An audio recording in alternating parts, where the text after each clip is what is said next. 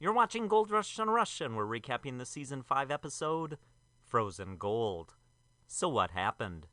Parker is removing overburden along the creek, but then the hydraulics of Greg's excavator stop working. The pilot pump is broken, they don't have a new one, and they are forced to shut down. But is their season over? No. As the next day the new part arrives, is installed, and they get back to mining. At the end of the week, Parker performs a clean-out. He returns to his slow-pouring habits and finds 117.1 ounces of gold. A motivational speech by Tony turns a sad Parker into a happy Parker, and then he gets back to work. This week, Tony first slowly tests the dredge's belts and gears. They are too loose, so he adjusts them slowly.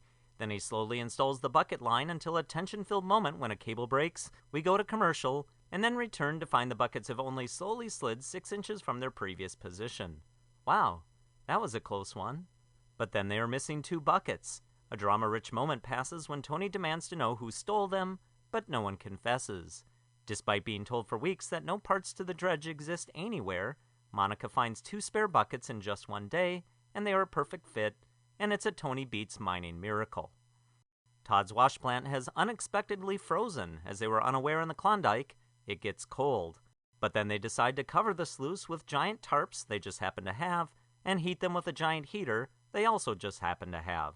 But then their excavator's tracks break down, and they're out of pay, again, so they use a dozer to push the remaining pay to the excavator, which then loads their trucks. At the end of the week, they perform a clean-out.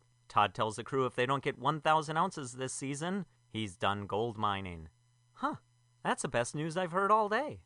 And they find 122 ounces of gold, now leaving them less than 100 ounces short of their random, money-losing goal. But once again, after finding an amount that would make Parker cry, the Hoffman crew is ecstatic. Tune in next week when the brutal Klondike winter gives Todd no choice but to stand around all day with his hands in his pockets. And don't forget to watch the previous episodes of Gold Rush in a Rush.